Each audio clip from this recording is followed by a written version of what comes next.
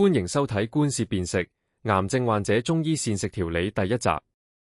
我哋會由常見嘅飲食誤區講起，然後用 PubMed 嘅最新文獻數據，話俾大家知癌症患者嘅常見症型分佈。例如肺癌患者中，氣陰兩虛佔 38.4%， 係最常見嘅症型。今日嘅講座涵蓋8大模塊，我哋分4集影片逐一講解。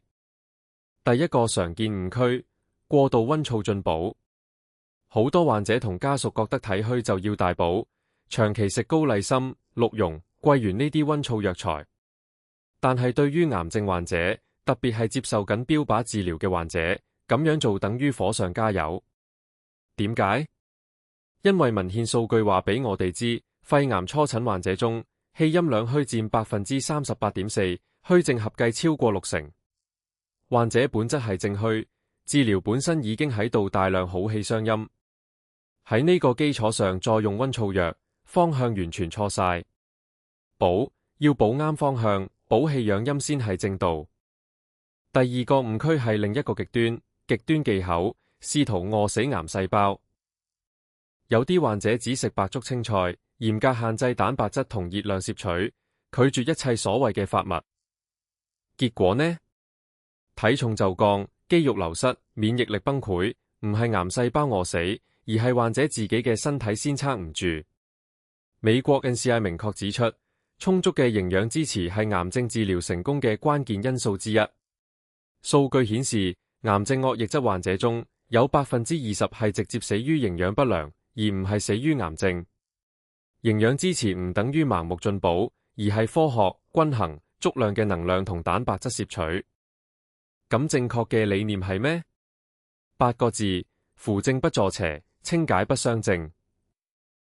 核心抓手係保護脾胃功能。3個關鍵優先級，記住：第一，能吃下去，比吃什麼更重要；第二，能吸收，比吃多少更重要；第三，能流傳，比吃多好更重要。仲有一點好重要，飲食方案唔係一成不變嘅。為手術期短4日內，症型可以轉換4次，由血虛轉氣虛，再轉陰虛，再轉氣陰兩虛。飲食當然要同步跟進啦。中醫腫瘤食療有4大核心原則：第一，首要顧護脾胃，大腸癌術後脾虛症佔 47.1%， 食都食唔落，仲講咩調理？